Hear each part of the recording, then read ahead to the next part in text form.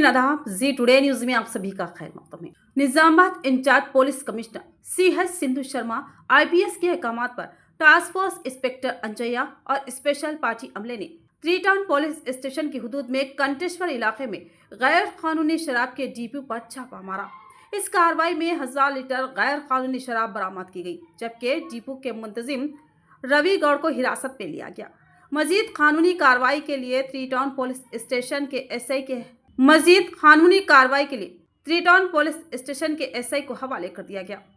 इस मौके पर पुलिस ने खबरदार किया कि गैर कानूनी शराब की तैयारी और फरोख्त में मुलविस अफराद के खिलाफ सख्त कार्रवाई की जाएगी। आवाम से भी अपील की गई है कि वो ऐसी गैर कानूनी सरगर्मियों की इत्तला फौरी तौर पर पुलिस को दे।